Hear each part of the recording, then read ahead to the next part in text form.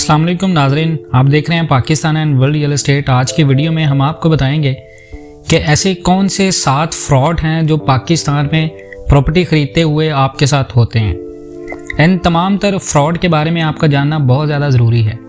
दोस्तों, सबसे पहले बात करें रियल एस्टेट की, तो पाकिस्तान में रियल एस्टेट बिज़नेस अभी मंदी का शिकार है। पाकिस्तान में इकोनॉमिक क्राइसिस और सियासी सूरत हाल का जायज़ा लेते हुए रियल एस्टेट में काफ़ी ज़्यादा फ्रॉड हो रहे हैं, जिनमें सबसे जो पहला कॉमन फ्रॉड है वो ये है कि रियल एस्टेट एजेंट आपको एक प्रॉपर्टी कई बार बेचते हैं। पाकिस्तान में ऐसी कई हाउसिंग सोसाइटीज़ हैं जहाँ पर लोगों को एक प्लॉट 10-10 पार्टीज़ को बेचा गया, जिसकी सबसे बड़ी वजह ये होती है कि आपको डॉक्यूमेंट्स के बारे में कंफर्मेशन नहीं होती, आपको सेल डीड का नहीं पता होता, आपको प्रॉपर्टी ट्रांसफ़र का नहीं पता होता, प्रोजेक्ट के एनओसी स्टेटस का नहीं पता होता, जिसकी वजह से लोगों को फ्रॉड का सामना करना पड़ता है।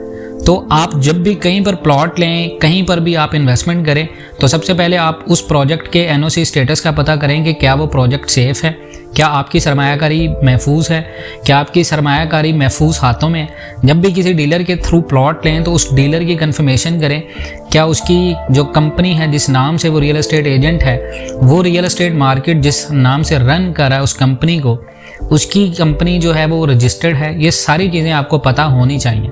किसी भी ऑफिस को देख के गलती क्या होती है, बहुत सारे लोग ऑफिस की खूबसूरती को देखकर इन्वेस्टमेंट करते हैं और इन्वेस्टमेंट करने के बाद उनको जो है वो पता चलता है कि भाई उनका प्लॉट जो है वो ऑन ग्राउंड नहीं है और उनके प्लॉट में उनको नुकसान हो जाता है। उसके बाद फेक रजिस्ट्री पेपर्स, देखें बहुत सारी पार्टीज आपको फंसाती हैं। जब फेक रजिस्ट्री पेपर्स होते हैं, लोगों को रजिस्ट्री के बारे में कंफर्मेशन नहीं होती और वो रजिस्ट्री की कंफर्मेशन नहीं करते, जिसकी वजह से लोगों को फ्रॉड का सामना करना पड़ता है। ये एक बहुत आम सा फ्रॉड है पाकिस्तान में कि फ़ेक रजिस्ट्री पेपर्स आजकल बन रहे हैं। तो कोशिश करें जहाँ पर सरमायाकारी करें, आपको प्रॉपर पता हो कि हाँ यार ये चीज़ सेफ़ है, यहाँ पर मैंने इन्वेस्टमेंट करनी है और मेरी इन्वेस्टमेंट सेफ़ होगी। और एक बहुत सारी जो तीसरी बड़ी प्रॉब्लम है वो ये है कि बहुत सारे लोग सस्ती चीज़ को देखकर फटाफट अपना फ़ैसला करते हैं और प्लॉट परचेज़ कर लेते हैं या कोई भी ऐसा बनाया गया। देखिए, हमेशा जो है अवॉइड करें लो कॉस्ट कंस्ट्रक्टेड प्रॉपर्टी को। पहले प्रॉपर्टी का पूरा जायज़ा लें, उसके बारे में देखें कि प्रॉपर्टी कहाँ पर सेल हो रही है, लोकेशन क्या है, उसके नियर बाय एरियाज़ कौन से हैं, और उसके बाद ये कि देखें उसका मटेरियल कैसा यूज़ हुआ है और जाकर प्रॉपर्टी को खुद विज़िट करें। उसके बाद किसी ऐसे बंदे को साथ लेके जाएं जिसको मटेरियल कॉस्ट के बारे में पता हो, जो घर का मुआयना करके वो सारी तिब्बी और जो टेक्निकल चीज़ें हैं वो चेक कर ले और वो आपको गाइड कर पाए। और कभी खुद से फैसला ना करें, कभी ऐसी चीज़ ना करें जिसके बारे में आपको आइडिया ना हो।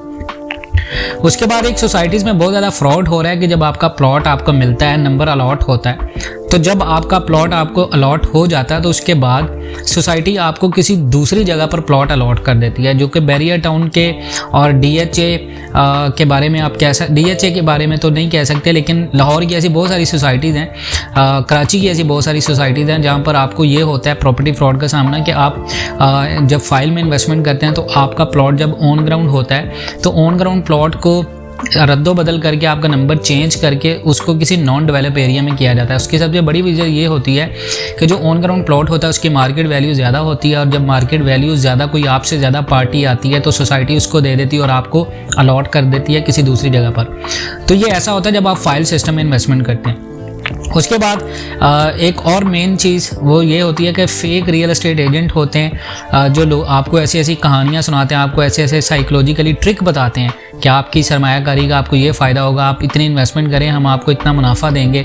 और जब वो सारी चीज़ें आप तहकीक नहीं करते, आप किसी की बातों में आकर इन्वेस्टमेंट करते हैं तो आपको फ्रॉड होता है। तो हमेशा आप ये करेंगे जब भी कहीं पर सरमायाकारी करें पूरे इत्मीनान से करें, पूरी रिलैक्स होकर करें, कोई जल्दबाजी ना करें आप। उसके बाद ये कि आप इन तमाम तर चीज़ों से कैसे बाहर आ सकते हैं, कैसे इन फ्रॉड से आप बच सकते हैं। देखें, कुछ इंपॉर्टेंट प्रिकॉशंस हैं आपकी सेफ इन्वेस्टमेंट के लिए, सरमायाकारी के लिए, महफूज सरमायाकारी के लिए। पहले ये कि मार्केट की रिसर्च करें अपनी खुद जाके, कभी किसी बंदे के ऊपर रिलाय नहीं करें, किसी दोस्त को नहीं बोलें। आजकल का दौर जो गुजर रहा है बड़ा नाजुक दौर है, तो आपकी सरमायाकारी आपकी मेहनत की कमाई होती है। तो जितनी मेहनत से आपने पैसा कमाया होता है उतनी मेहनत से अगर आपने सरमायाकारी करने में लगाई तो डेफिनेटली आपको उसमें फ़ायदा होगा। आप मार्केट की रिसर्च करेंगे, आपको मार्केट के रेट्स पता चलेंगे, आपको पता चलेगा आपकी सरमायाकारी महफूज है या नहीं। उसके बाद प्रोजेक्ट का एनओसी स्टेटस कंफर्म करें कि जिस मंसूबे में आप सरमायाकारी करने जा रहे हैं क्या वो मंसूबा ऑन ग्राउंड है, क्या उस सोसाइटी के बारे में लोगों के रिव्यूज़ कैसे हैं। सोशल मीडिया पे आकर देखें लोग क्या यूज़ करते हैं, लोग उसके बारे में क्या कहते हैं। तो मेजॉरिटी लोगों से आपको कन्फर्मेशन हो जाती है, आपको पता चल जाता है, आपको इस चीज़ का अंदाज़ा हो जाता है कि ये जो मंसूबा है क्या वो आपके लिए बाइसे मुनाफा हो सकता है या नहीं।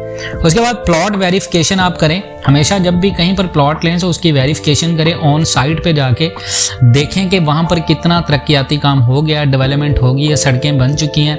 अगर ये सारी चीज़ें वहाँ पर हैं तो आप इन्वेस्टमेंट करें। अगर आप देखते हैं कहीं पर प्लॉट की कटिंग नहीं है और मंसूबा जो है वो अभी अपने इब्तदाई मराहल में है तो ऐसी किसी भी प्रोजेक्ट में इन्वेस्टमेंट नहीं करें। मैं हमेशा प्रेफर करता हूं कि आप ऑन ग्राउंड प्लॉट परचेज करें, कभी भी ऐसी फाइल में इन्वेस्टमेंट ना करें। फाइल हमेशा से रिस्क होता है जो कि आपके लिए बहुत बड़े नुकसान का सबब बन सकता है। तो अपनी सरमायाकारी को महफूज करने के लिए ये तमाम तर चीज़ें अपने माइंड में रखें।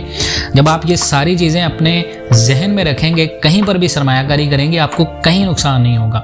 तो आज की वीडियो में आपको अवेयर करना जो है वो मेन मकसद था, मोटिव था इस वीडियो का। अगर आपको ये पॉइंट समझ आए हैं, आप इनके बारे में कुछ कहना सकते हैं तो कमेंट सेक्शन में अपनी कीमती राय का इज़हार ज़रूर कीजिएगा।